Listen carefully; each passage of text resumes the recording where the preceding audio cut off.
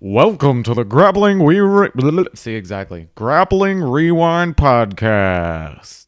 Welcome to this week's episode of the Grappling Rewind Podcast. Today we're going to talk about the 2018 IBJJF European Championships, Fight to Win Pro 59 in Phoenix, Arizona, actually in Scottsdale, Arizona, and we're going to talk a little bit about Sumo. Pinch.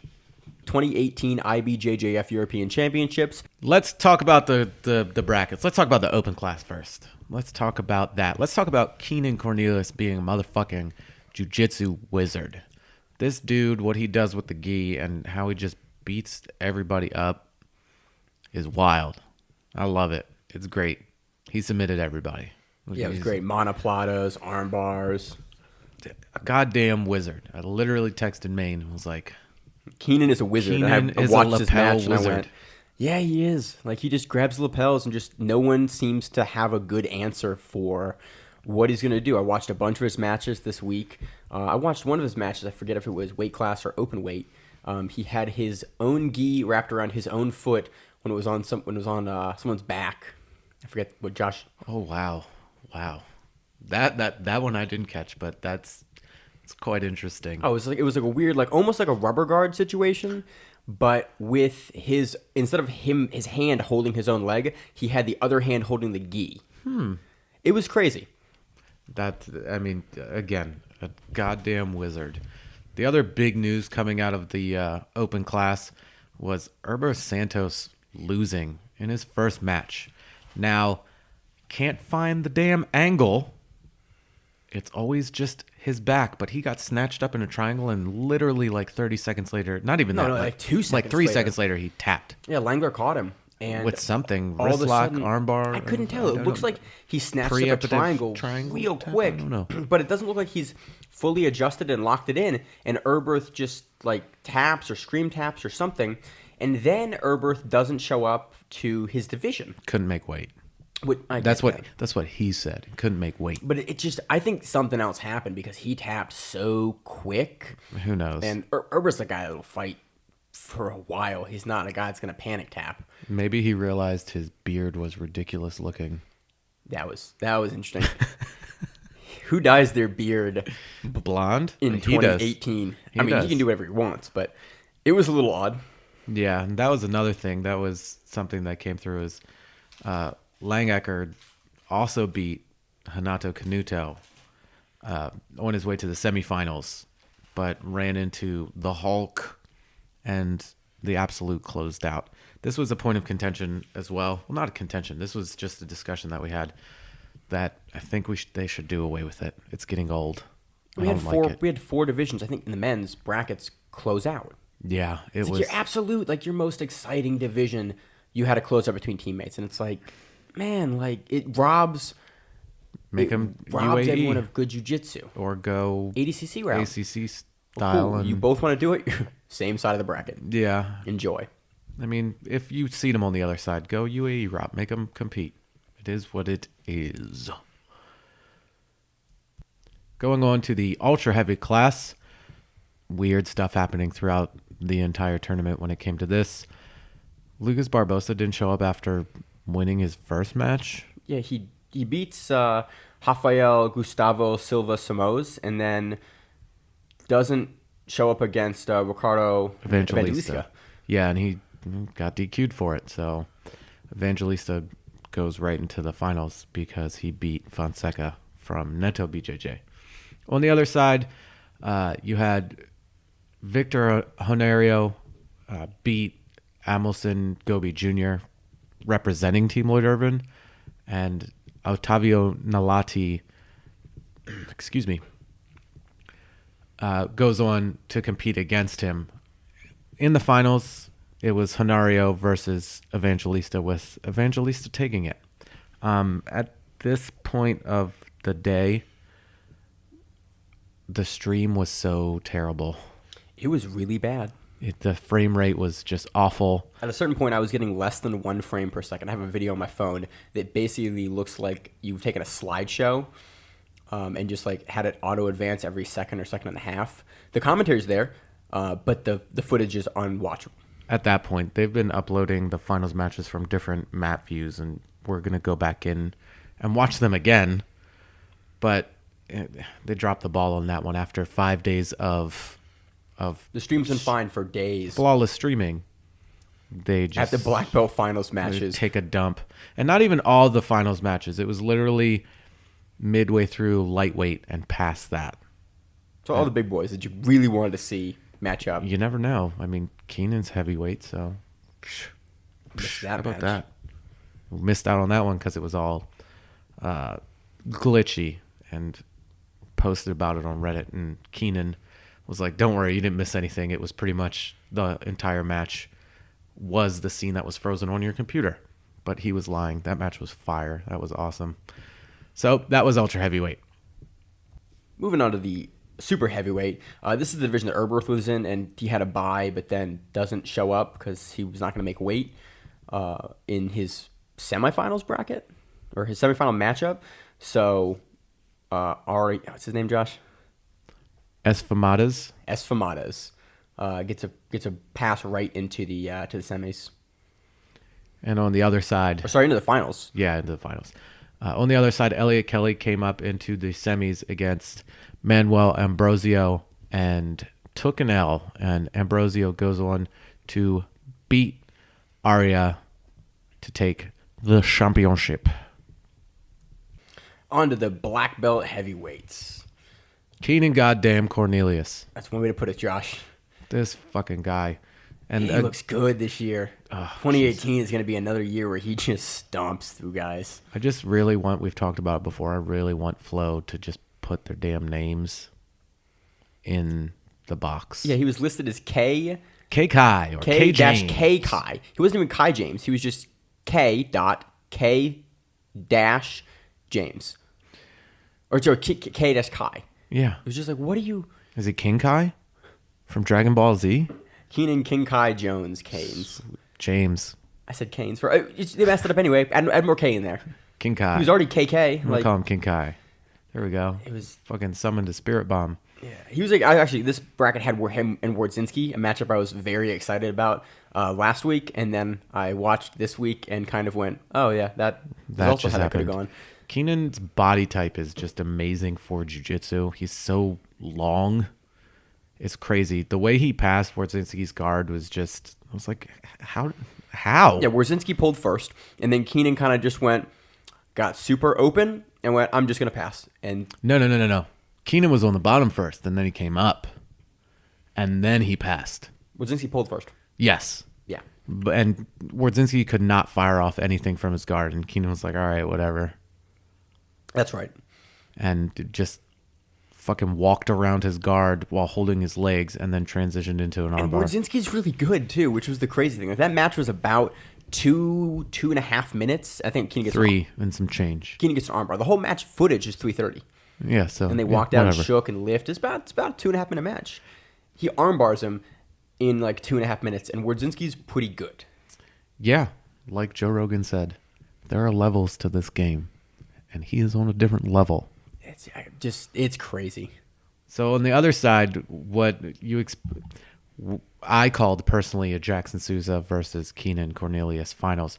Jackson Souza took the L from Helton Mendez. I mean, it's got like 75 different names. He has 5 names. Helton, Yeah. Jose, Mendez, De Silva, and then there's a J with It keeps some dots. going. Yeah. If I'm not mistaken, oh Christ, and I had it in my head and it just went away. From Unity. Who's Meow. No, Paulo. no, you son of a Bones. bitch. No, Santos. I've gone through Right. everyone I know at Oh Unity. no, Murillo Santana? that's the one. Yeah. You heard his deep ass voice coaching Helton. Josh loves his voice. Dude, You'll bring it it's up whenever you get a chance. Spectacular. Oh God. It's just like, yes, go for it. I'm like, God damn, your voice is Go awesome. for the arm.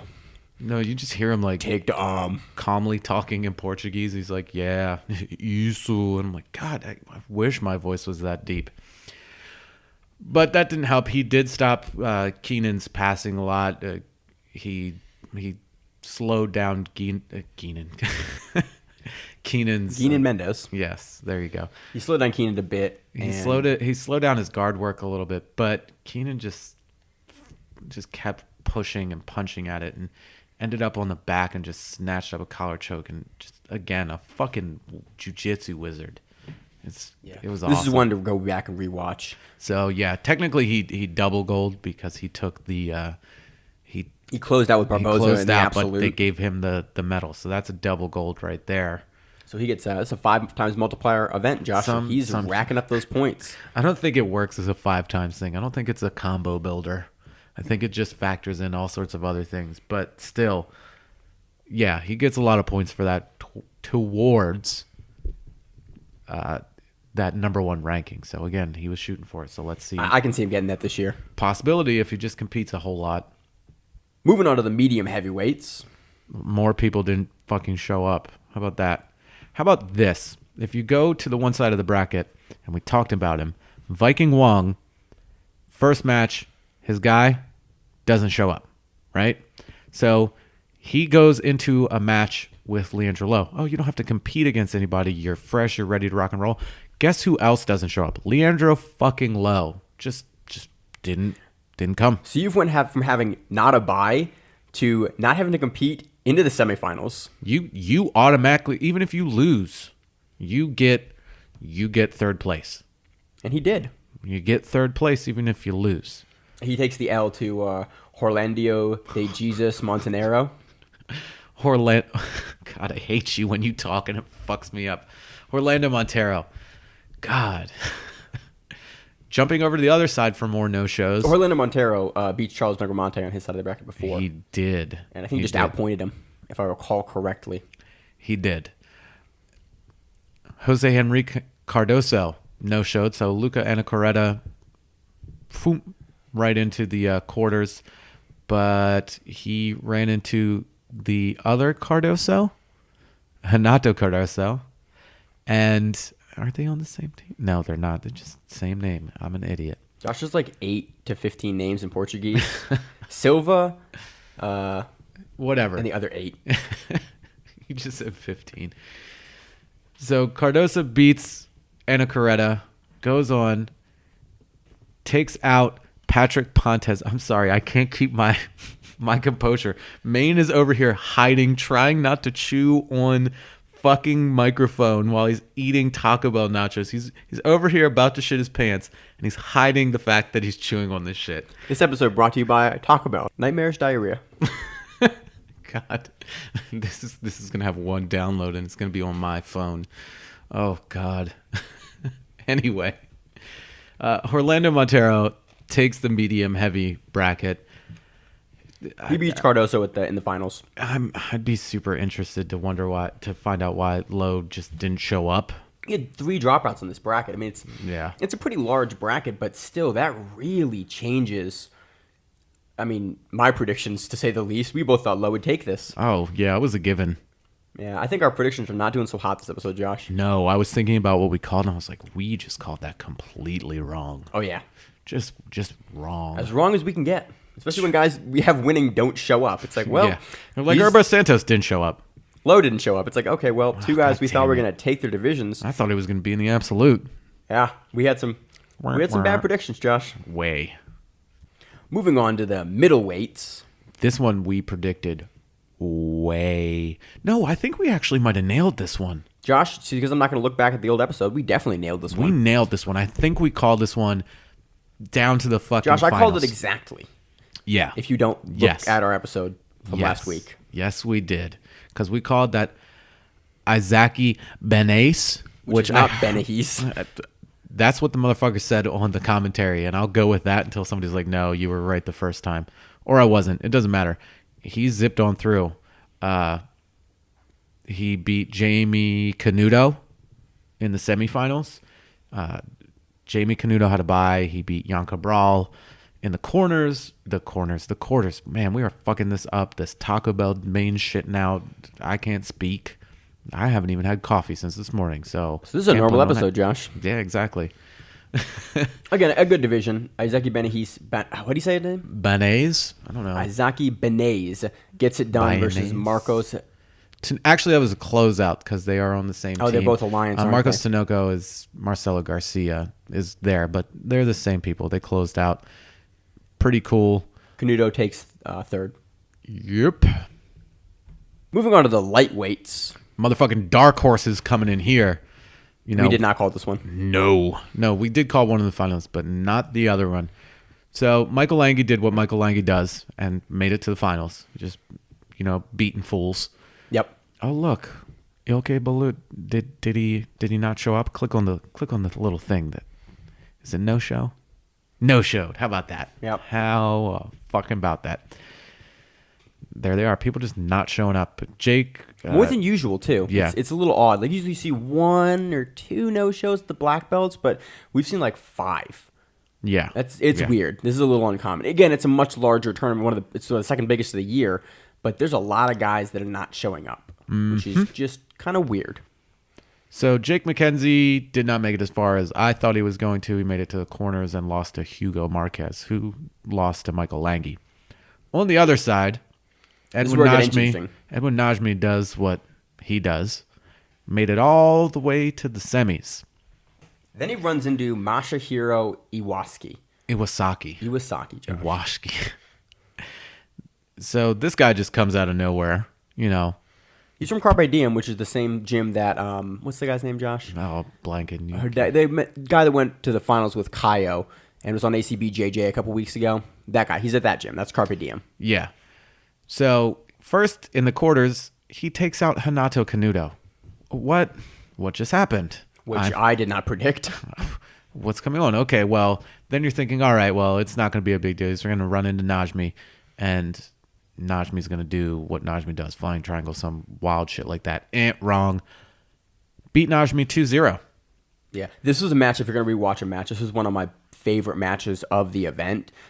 This was a nice back and forth. You saw Masahiro getting some stuff going, and it was fun to watch. Good back and forth, and fantastic match. Indeed. So this is where the stream started fucking up. To put it nicely. Not putting that shit nicely. That shit was fucked up.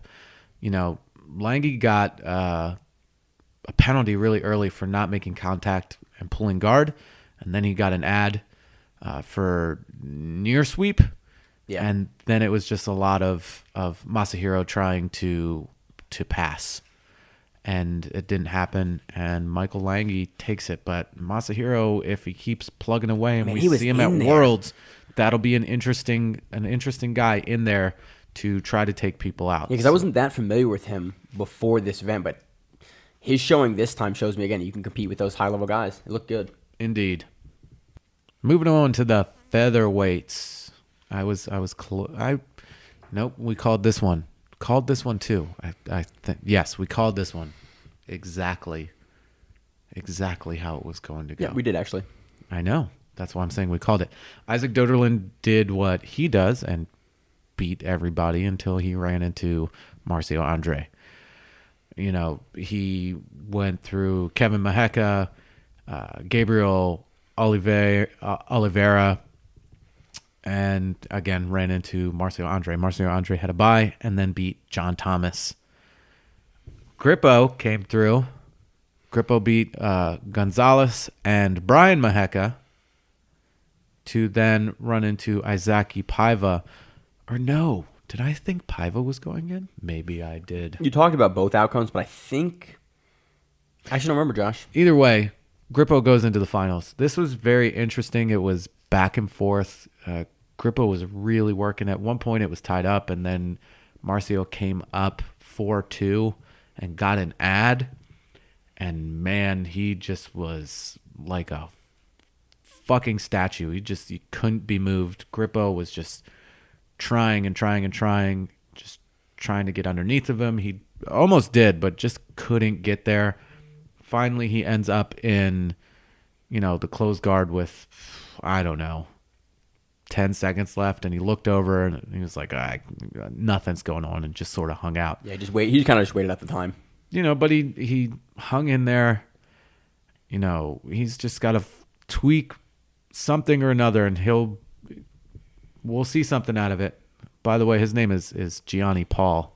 according to or G Paul, according to Flow Grappling. Yeah, G Paul. I was like, well, I assume that's Grippo. But they got Marcio Andre, but G Paul was the other one. At least don't abbreviate the first name. Like, don't give me. It's just I hate how they do that. There was another one. What was it, like D Ma and like? It was a finals or a semifinals match going on, and between the two competitors, there were 6 letters on the screen. Yeah. It was M.DA and it was S.DE or something. Yeah, something ridiculous. And it was just like, okay, I have absolutely no idea who these gentlemen are until I look at the brackets and go, okay, it's these guys. It's this person. It's But Mutta and Humsa. it just doesn't help. Like I can't, or at least give me like red and blue or gi, or like give me some identifier that shows me who it is. If I switch to one of the 10 match you have going on, and I come in 10 seconds in, I can figure out who's who.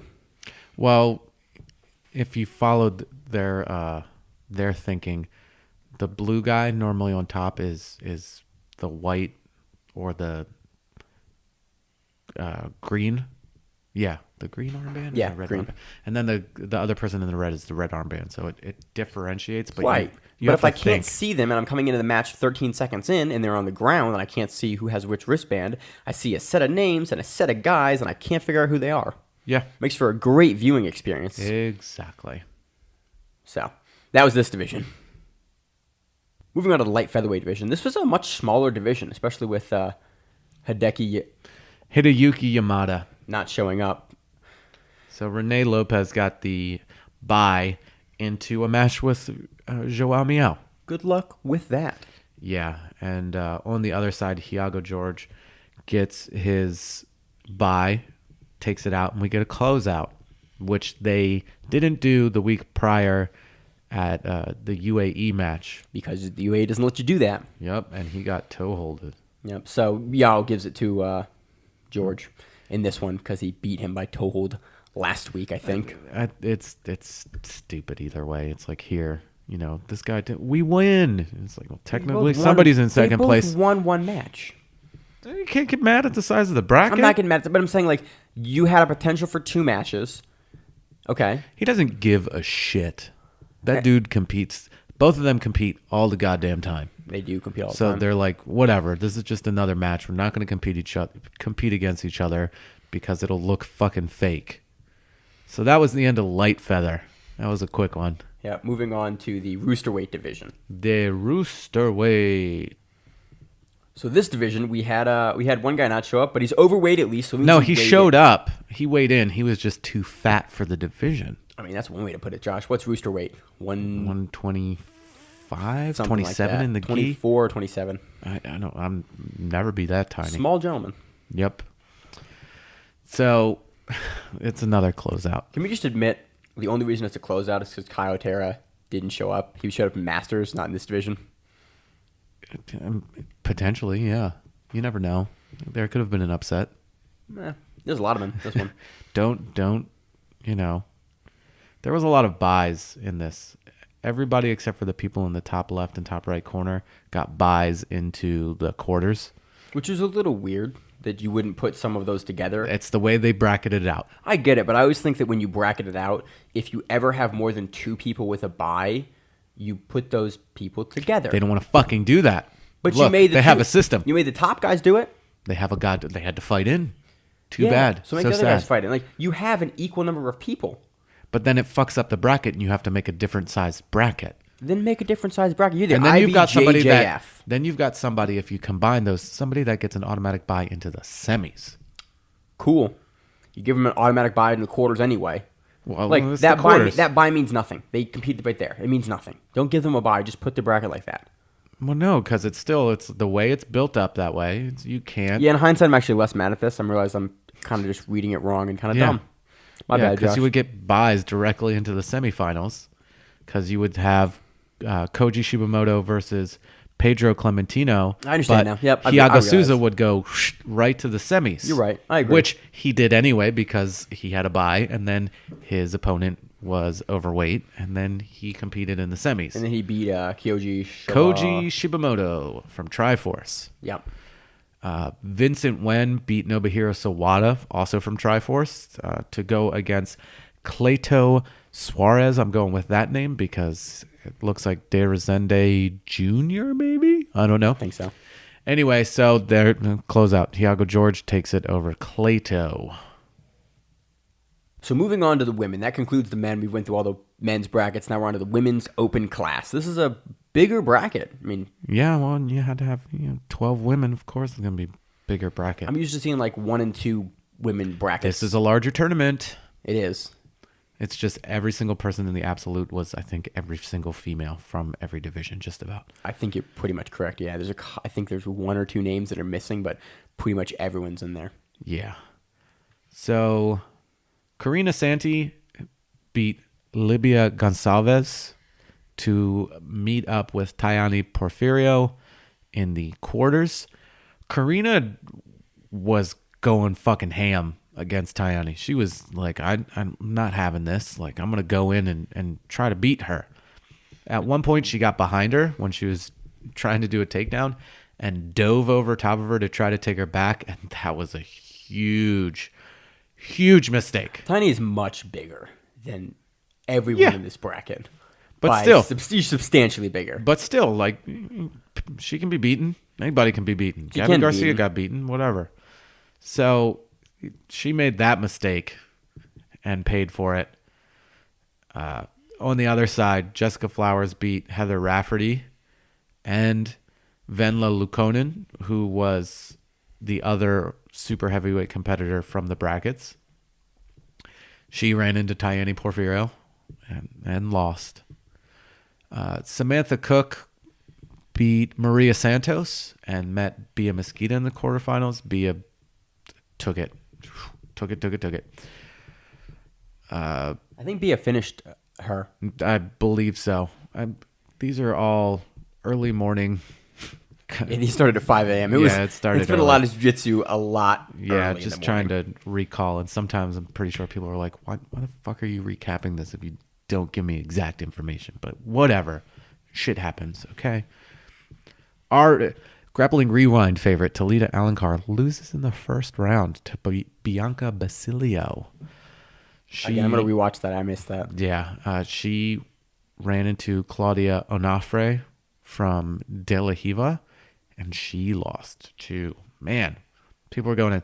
Anyway, Claudia from De La Riva ran into Bia Mesquita, and Bia Mesquita, boom. That's right. Boom. In the finals with Tayane Porfirio. Tayane takes it. Yeah, Tiny. Again, just a much bigger competitor. And uses that size well and gets around and, wins. I think she wins on points. But Bia is a super game competitor. It's just sometimes it's a little too much to overcome. Female, super heavyweight, Venla Lukonen, Tayane Porfirio. That's the entire bracket. That's the bracket. Tayane takes it. First place. That's all. On to the heavyweights. Another division of 2. Karina Curvello versus Jessica Flowers. This is really interesting. Jessica, black belt, but this is my opinion. She made several crucial mistakes that lost her this match. She was immediately going for the finish instead of securing a position. A couple times. And would get ads, but not get the points. She would come up off of a sweep to try to, get the points back and then immediately attack the back and then would get turned around into guard. You didn't establish anything, so you don't get any points. Yeah, I thought it was an exciting back and forth match, but there was a bunch of places in this match where you watched Jessica Flowers, obviously have a skill advantage, but just not settle and not get points and not be able to finish. So if you're only going for the finish and you never get enough points, she lost. Yeah. And it was interesting to watch from a gamesmanship perspective because she looked like she had the better jiu-jitsu, but just wasn't. She just knew when to fire things off and when to just go. The thing that creeped me out about Karina is she had 2 mouthpieces in. I was like, what's going on? And then she took them out and I saw she had braces. I was like, oh, okay. I would wear 2 mouthpieces too if I didn't want my entire inside of my mouth completely destroyed. It kind of scared me for a second because I was like, what's wrong with her teeth? So Karina takes that. Yeah. Keeping the trend going at medium heavy, another bracket of 2. Claudia Onofre, Samantha Cook. Again, there were just some small little errors that Sam Cooke could have changed that would have changed the outcome of the match. And she won UAE last week, so we know she can do it. But again, same thing kind of as the last match. Just weird little errors that you wouldn't expect at the black belt level. I think it was just like eagerness to get to a position or maybe even finish. I don't know. But Claudia was also game. Very good De La Riva guard from De La Riva Jiu-Jitsu. Makes a lot of sense. Yeah. Very good De La Riva guard. Good guard work, And she comes out on top. Onto the middleweights. First bracket that's not 2 people. We had 4 in this division. Ooh. Danielle Alvarez takes out Hinata Morea to go into the finals. And Raquel Canuto takes out Maria Vieira Santos to go into the finals. So in the finals, we had Danielle Alvarez versus Raquel Canuto. And Danielle Alvarez gets it done. Wins. And Raquel, we've been seeing a lot on the scene. Super fights with ACBJJ. Super fight with, I think, an EBI or Kasai. In Kasai. Kasai. Yeah, we saw her in Kasai. Yes, indeed. So we've been seeing her a lot too. And again, that finishes up the middleweight bracket. On to the lightweights. Bia Mosqueda takes out Charlotte Baumgardner to go to the finals. And Erin Hurl makes it to a final in her debut at black belt. And runs into Bia Mosqueda. Not someone you really want to run into in your debut. No. Bia Mosqueda wins First Alliance. place. No, Bia Mosqueda is Gracie Humata. Right, she's Gracie Humata. Erin is Alliance. I inverted that. On to the featherweights for the women. Amanda Noguera takes out Heather Rafferty by not showing up or being overweight. Which one was it? Let's check, Josh. It was overweight. So she goes right into the semis where she takes on Emile Maxine Thielen. I'm going to go with Thielen. She had to buy into the semis as well. Amanda took her out. Bianca Basilio comes in with the bye, takes on Amelia Tukenin, who also had a bye. Basilio takes her it. name has 2 U's next to 2 K's in it. God, has the Taco Bell made you more retarded? It might have, Josh. I don't know. This messed up last. I think we called this. I thought it was going to be Heather Rafferty versus Bianca Basilio, and I was wrong. Nope. Wrong. And Amanda Montero takes it.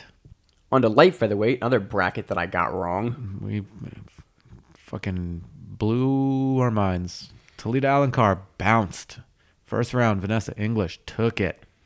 The one we did predict correctly, Livia Gluchowska goes on to the finals to take on Vanessa English, where Vanessa English reigns supreme at the Europeans. Getting it done for Gracie Bada. Baja. And last but not least, the rooster weights for the women. Rounding it out, Serena Gabrielli versus Oti Tamaleto. Another division of 2 women. Yep, and Serena took it. For flow. Taked it. She's number 1. Moving on to Fight to Win Pro 59 in Phoenix, Arizona. Actually, technically in Scottsdale, Arizona. But it's right outside Phoenix. Paid out $39,995. Josh's OCD is going to kick in right here. Man, you could have sold a hot dog and got that $5 extra or something. Big payout though. This is one of the highest payouts I've seen. I'm hoping that they sold it out. I think $40,000 paid out in commissions and salaries.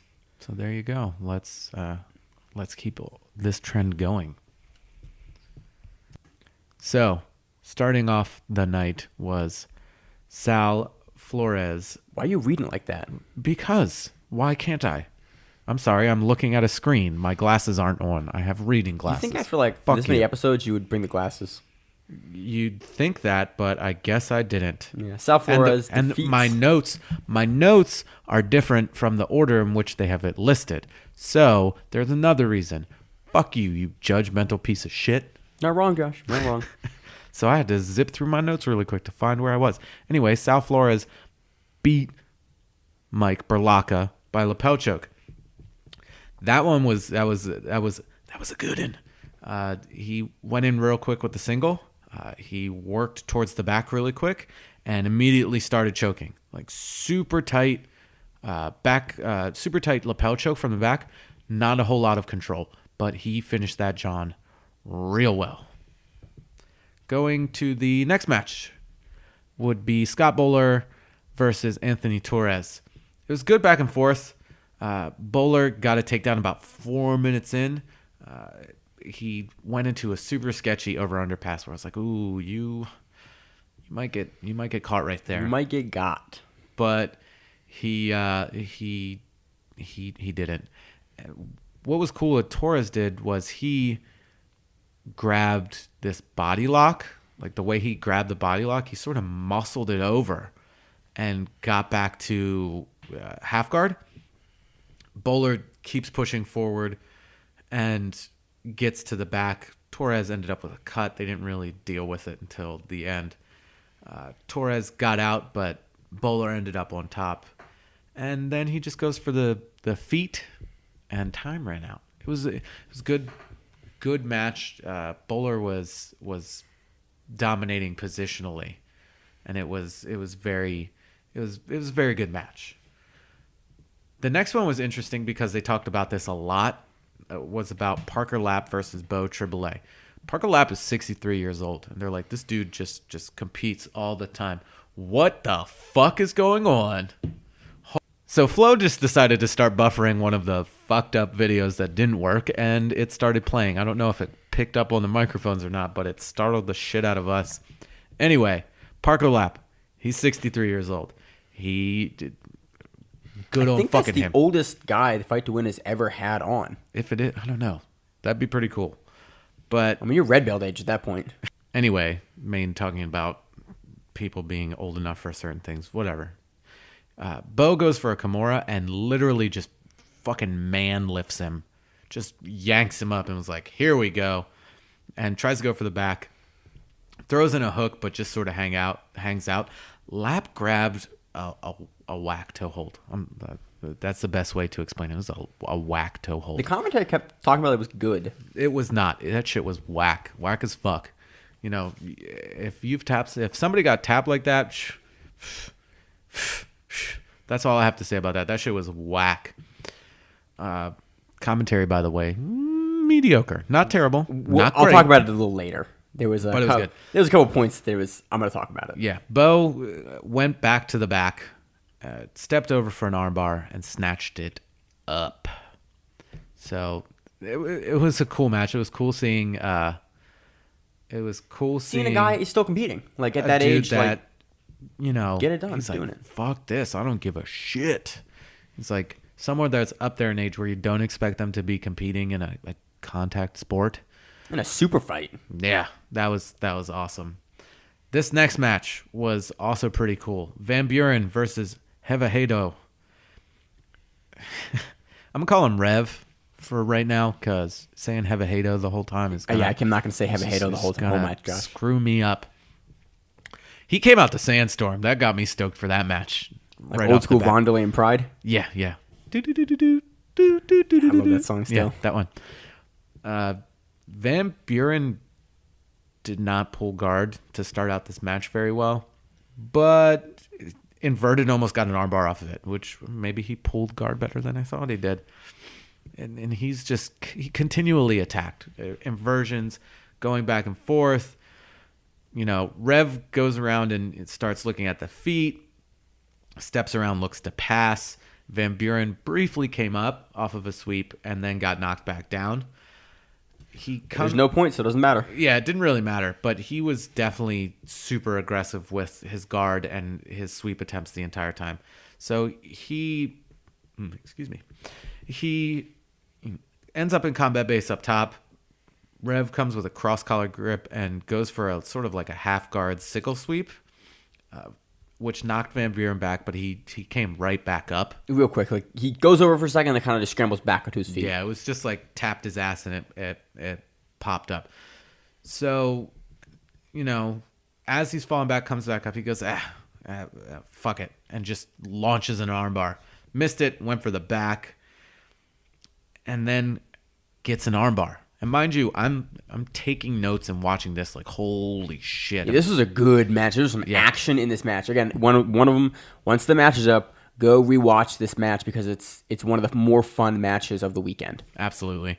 Hevehedo Hitchhiker escaped out of it. Van Buren attacked the omoplata, went for the legs, lost it, stayed on the bottom, went for an ankle lock. He swept from inverted and looked to pass. Eventually, while on top, he just fell for the feet with about 20 seconds left trying to finish it. He took that. That got fight of the night, and totally fucking agree with that. Oh, yeah. 100%. Definitely deserved it. 100%. Next match, Barnes versus McGregor. Not McGregor? Yeah, McGregor, not Conor McGregor. Michael McGregor takes on David Barnes. Oh, yeah, I almost was like, I'm looking at the wrong name. Barnes pulled, and Mac immediately, and I'm going to shorten that to Mac. I'm not going to say McGregor every time. I'm going to call him Mac. McGregor? Yes, McGregor. Looked for double unders and stacks. He missed the back and just immediately goes for the triangle with Barnes coming on top. Mac hits this beautiful like double unders fallback sweep, and it just looked super effortless. And as he was going that, the arm was underneath, and he started spamming an Ezekiel choke. And that match was maybe, I don't know, 3 minutes, but it was quick. He nailed it.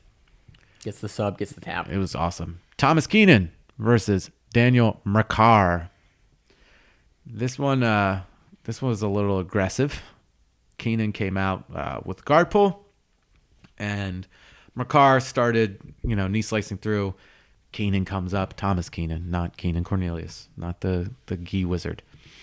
The other thing was like Mercar was attacking the legs, and Thomas just didn't give a shit and tries to end up top.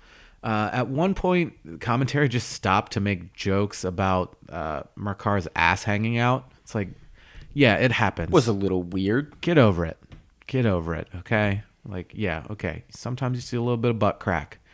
You don't have to point it out every single time. Anyway, Mercar goes for an ankle lock, and Thomas used that to come up and take the back. And at first I thought he was going to finish with the twister, and then he just transitioned to this bow and arrow choke and got the tap, and it looked like he held it a little long, but yeah, that was a little weird. He seemed to like kind of get the tap and not let go, and then was it Mercar? Kind of freaked out for a second. Bit. Just a second though.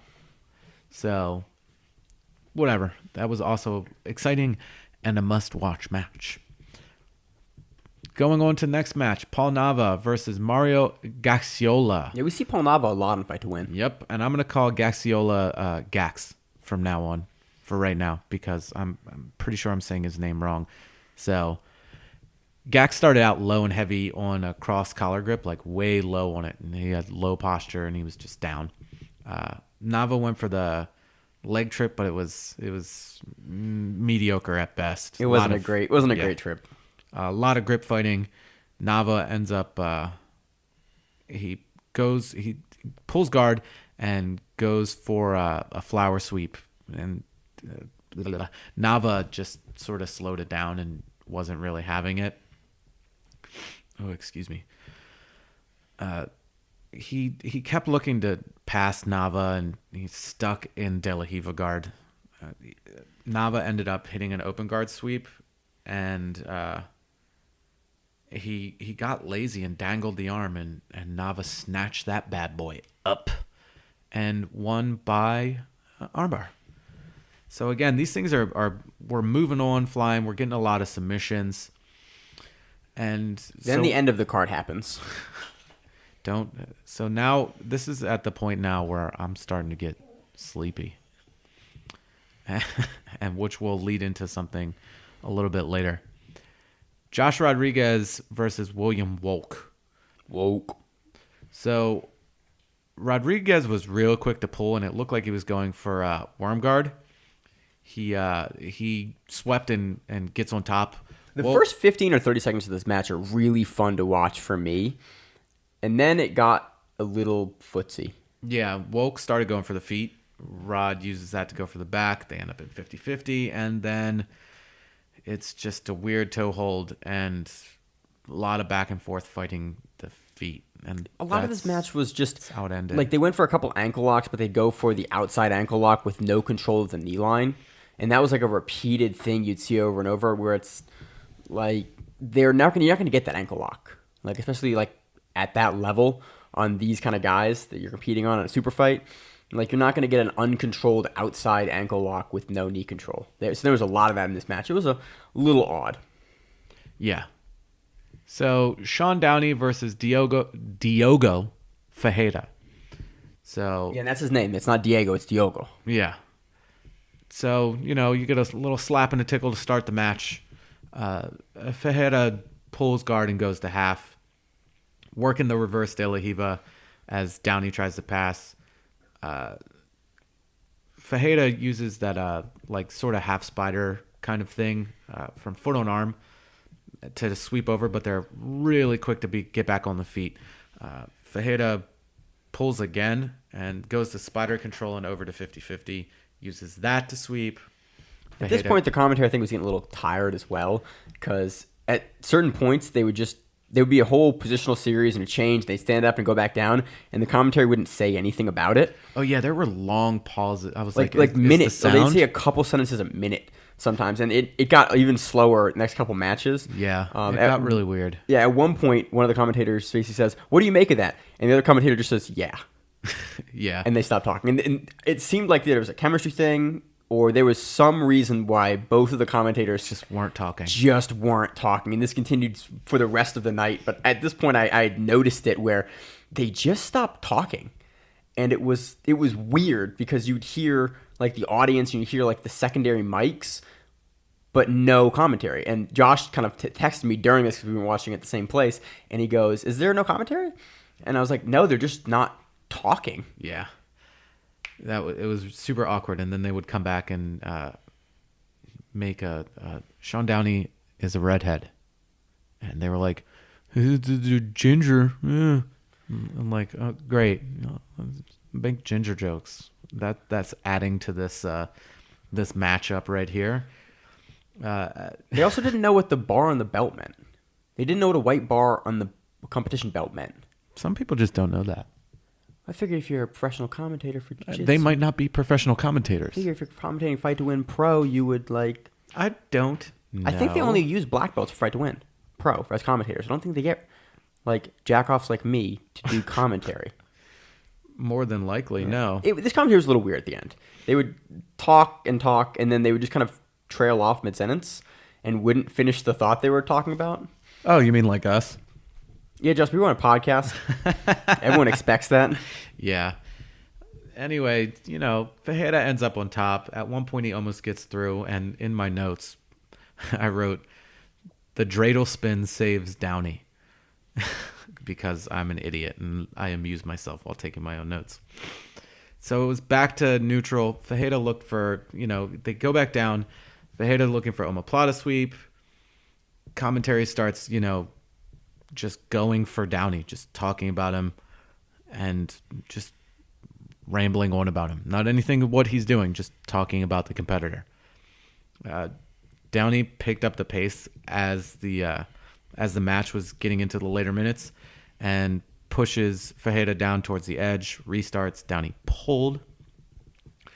Ferreira looked to pass finally, and Downey just went completely insane on a leg, and they gave him the win. At this point, this is the co-main event. There we go. Co-main event, not semi-main event. I have all the names written down so I can start writing notes. And the Curran versus, did you hear how they said his name? Because I kept missing it. No, I can't. I heard how they said it, Josh. Oteague? I cannot reproduce it. Okay, I'm not. Yeah, Gerson. So, yeah, Gerson versus Jeff Curran. And I called him Ant, so I'm gonna keep calling him Ant. And the first thing I noticed was he hit a sick ankle pick. He was going in heavy pressure. Curran, in half with a butterfly hook, looked to sweep. Almost came up and lost it. ant smashes. And that's where my notes end because I fell asleep. Nothing about the competitors. Josh was texting me the entire night like, hey, I'm really tired. I hope your notes are good because I'm really tired. So at this point, I pick it out. up with the notes, and they're mostly commentary notes on what the commentators are saying because I'm fascinated with how much the commentators at this point have stopped speaking. There is literally a section from like 5:40 to... There's basically a 2-minute section where the only thing the commentators say is, there's 5 minutes left in the match. That's it. So Gerson gets the decision over Jeff Curran for this one. On to the main event. We had JT Torres versus Ben Henderson. I lost $5. Yeah. Josh and I took a bet last week on last week's show that it was... Josh thought it was in no-gi. I went on a limb and said it was in the gi because the promotional picture that they always use for Benson is in the gi, even though he actually competes for them usually in no-gi. And it was in the gi. At this point, Josh was asleep, though, so I didn't get the satisfaction of texting him and him responding because he was asleep. My wife woke me up at like 3 o'clock in the morning because her phone buzzed and she had left it on the bed. Or no, she was checking something and she goes, why do I owe Maine $5? And then she realized it was my phone and was like, oh. And she was like, here's your phone. I'm like, it's 3 a.m. Don't wake me up. Just put it over there. So... what I did catch of it was a highlight of it at the end. So I'll let Maine go through his notes of what he saw during the match, and then I'll talk about the end of the match. Really, this match was just JT Torres with a higher level of jiu-jitsu, of gi jiu-jitsu. He takes him down, he passes, he moves to the on belly, he moves to mount, he moves to kind of the back, and he finishes. Are we talking about fat guy mount, technical mount? No, it wasn't tech mount. It was like he doesn't really ever fully transition to the back out of the mount. Oh, okay. I saw he was off at an angle when he finished him, and I was like, oh, interesting. Yeah, he was going for like an arm triangle. He was going for like Americana over the top. He did a couple things for like positional control to get Benson to turn, but it was point A to point B, just takedown, pass, mount, knee on belly, mount, and then submission. It was a textbook series. It was just kind of... It was a little disappointing to watch, like... No, it's not. Fuck you. How dare you? It was fine. JT Torres. It was good. JT Torres. It was good jiu-jitsu. This is another one. This is another guy that is on the cusp of being yet another American that wins a world championship in the gi. No, he's really good. Don't get me wrong. I liked watching the match, but they keep feeding Benson, to jiu-jitsu guys. He's just doing whatever. I don't even know if he's going to continue fighting, but he didn't look too great in his last 2 fights. No, so if you're just grappling, but fine, whatever. But grappling, don't give him Mundial's guys and guys that are at the top of the heap. Give him good MMA grapplers. No, give him fucking whoever. It was he accepted the match. He did, and that's fine. What a great match to take. I have no problem with the match. It was fine, but it was Benson wasn't able to do anything. His level of jiu-jitsu just isn't at those gi guys' levels. Or JT, again, there are different levels to this shit. But that's my point. There are different levels to this shit. Okay, but sometimes, it could be an exciting fight. This motherfucker's trying to eat a nacho right now. I'm trying bad. He wants to eat this goddamn nacho. But JT Torres is just on that next level. He is. And that's what he is. And this might be a lead up to him. I want to see him at Worlds. I want to see him take the world championship. Here we go. That's another American that takes it. I want to see Keenan take it. This is one of the reasons why this sport isn't an Olympic sport, other than God, it would murder it and make it suck. It'd be terrible. Brazil would win all the medals all the time. All the time.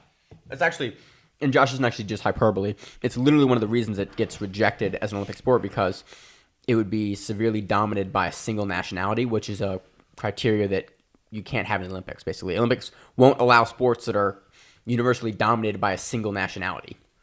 See, there you go. So, that is.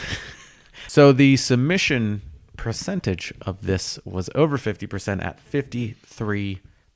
Repeating. We can say 54. We'll say 54%. 54%, Josh. 59%, Josh. Whatever. Math is something I never did well in college. Anyway, so 16 of the 30 matches, over 50%, were finished. Awesome. Everybody keep submitting people. Let's get a card. 30 30 matches, 30 submissions. I would love that, Let's Josh. do that. 2018, here we come. Let's do that. Let's get the 100. Let's go to the 100-0 match that I want to see, and 30 submissions on a fight to win card. Yeah. Boom. Mark it. No position, only footlocks.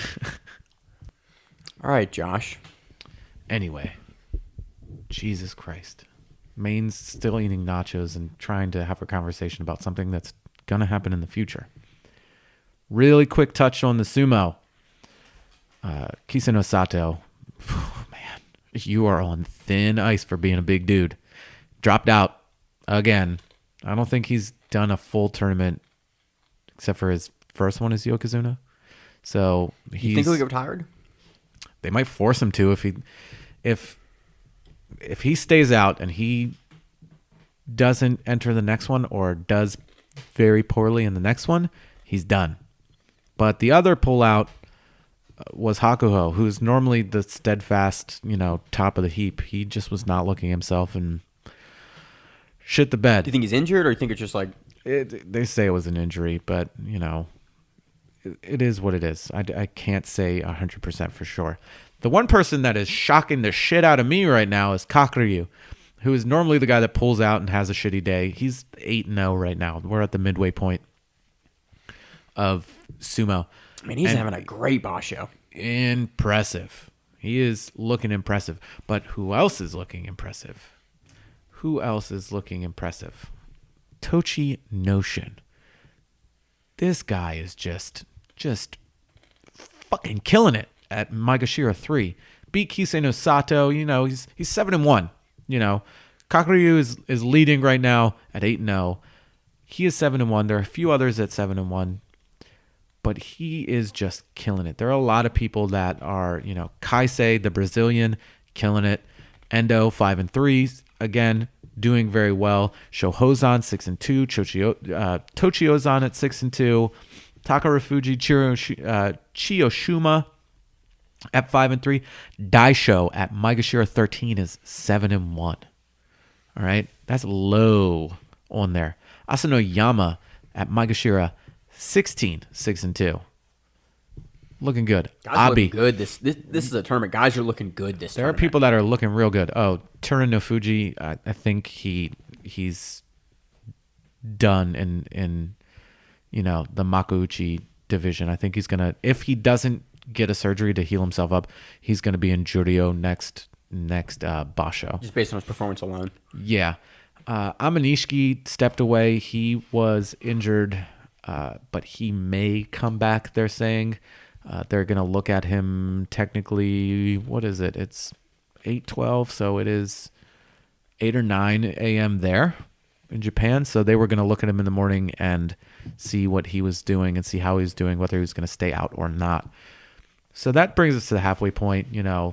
That's the going-ons right now with that.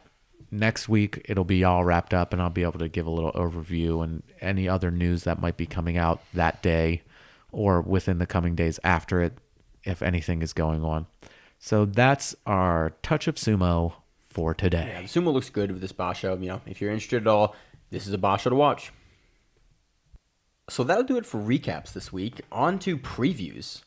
Fight to Win Pro 60 in Reno, Nevada. We can get a hooker legally. I don't know. I've never been to Vegas. I don't know either, but I know that there's legal prostitution in Reno.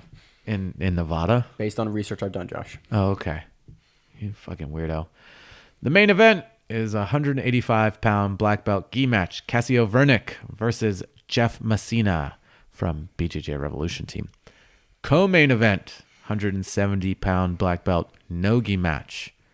Marcos Torregrossa. Look who's popping up. This guy is like Wagner Hosha. He'd be the Wagner Hosha of 2018. We haven't talked about Wagner in like a week. Somebody just posted a highlight of his CJJ performance. So there, we just talked about him. Versus Jerry Hallert from... I think he gets an armbar. Well, he's calling it again.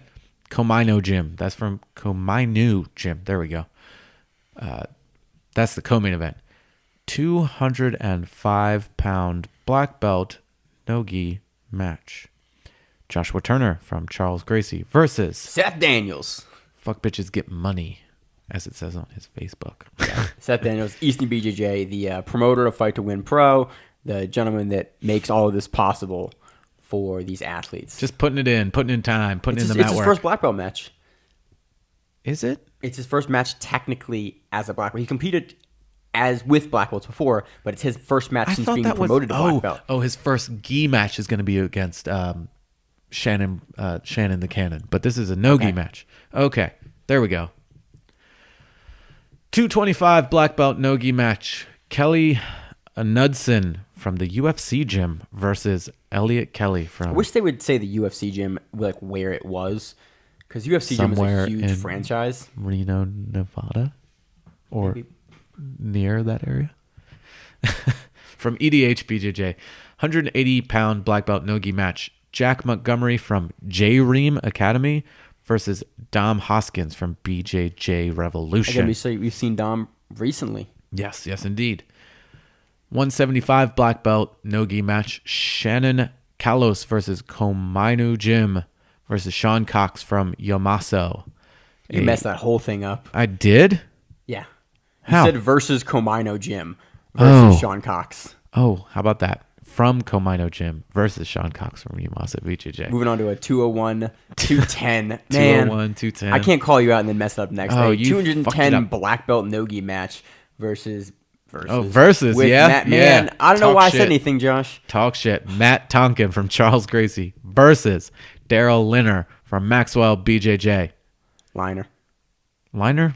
I don't know. We have a 175 no-gi match with Sean Leinberg from Dream Holy Academy. shit. Leinberg? How did you get Leinberg from that? L-E-B-A-R-D. Labard? Maybe Labard, Josh? And it's J-Ream, not Dream. I said Dream. I think it's probably, honestly, it's probably pronounced Dream. Oh, God. J-R-E-A-M Kids Academy. these days. Versus Nicholas Green from Half Gracie. And that's not a lot of black belt matches, but that is all of the black belt matches. We will probably pick up some brown belt matches. Yeah, we'll watch the event and then we we'll always pick out the watch the highlights. entire match, the entire card, but we'll give you highlights from here and there. Ooh, another para jiu-jitsu match, Nice. but it's Down versus purple to be belts. announced. We have David Talent versus from Komachu Gym versus Komachu. TBA. Jesus Christ. So I'm not certain who that's going to be about, but Komainu. Komainu? That's what I'm saying. There's definitely not Komachu. Wasn't it a kaiju? That thing from Pacific Rim? Well, those are Japanese monsters. All right. There you go. But again, looks like a good card. A lot of purple belts, a lot of up-and-comers. Fight to Win recently has been having a lot of return people, and they've had enough events where you're starting to see people amass records with Fight to Win. 3-2 with Fight to Win, or 4-0 in Fight to Win. 0-2. I mean, Josh 0-2. You were fat. You were super fat for one. You were a super fat guy, man. I wasn't even that heavy. I had to weigh in at 220. I weighed Dude, in I at saw, 218. I saw a picture of you a couple days ago, like for your weigh-in. You were fat as shit. Oh, I did look fat as Dude, shit. it was like I over. so It was round. over like your shorts. My gut was You had hanging that over my gut. undies. So like at your new weight class, you're 1-0. No, I'm not. I'm 0-1 at that weight class too. I mean the other. Yeah. I mean, you had a rough go at it, Josh. You're getting shit You pushed a do little it better bit. when you weren't fat. No, I lost by submission. It's like, well, sorry. My bad, Josh. But I love the Fight to Win. You're starting to see a lot of return people, and you're starting to see in the application form, Fight to Win really does care about your record and Fight to Win, and so there's different incentives for You get paid more having a if you winning win record more. and Fight to Win. So I like that they're bringing a lot of repeat people, and they seem to be building up almost. They're rocking their the West roster. Coast hard. They are real hard. Yeah, and they're building up a roster of people that we're starting to see the same names over and over again. We're starting to like learn guys that are not just on these major tournaments, that are on these super fights. And I like that they're sort of building a super fight like system here for these grapplers that don't necessarily just want to compete in open tournaments all the time. Building some names, and I'm really pleased moving in 2018 that we're seeing people over and over and over again. We're starting to see styles and like become fans of these grapplers. So that's great. So that'll do it for this episode. It's a short one. There's not a whole lot else coming up in the near future. We have Fight to Win Pro next week, so we get a little bit of a break. But I'm sure there's going to be other smaller events, Smaller things that are happening as well. Shout outs to the guys from MMA Podcast /BJJ. They added us to their RSS feed for podcasts, so thank you for that. Ooh, we fancy. Yeah. So, Josh, the John Danaher podcast came out with Joe Rogan. And, Woof. It was interesting. Woof. Socratic method all up in this bitch. He's very knowledgeable. You can tell that. But the way he was leading on Joe Rogan to like answer these questions like Joe Rogan was a fucking idiot really bothered me. This isn't downplaying his skills, and the way he explained the breakdown of the Gordon Ryan versus Cyborg Abreu match was amazing, where he was like, okay, go forward. Why is he doing this? Okay, right here. Here's the position. He took it away. That was fucking amazing. How he broke that down was mind-blowing. If I could do that to jiu-jitsu, I mean, this podcast would be good if I could do that with jiu-jitsu. Damn. You're not wrong. You know, but for the most part, it was just a lot of his life story and how he got into jiu-jitsu, and that was really it. I was hoping more of like breakdown of jiu-jitsu, and he was like, this is what jiu-jitsu is, and he talked about the quote that Dean Lister quote saying, why would you ignore 50% of your body? I'm pretty sure that Dean Lister says that on his Catch DVD.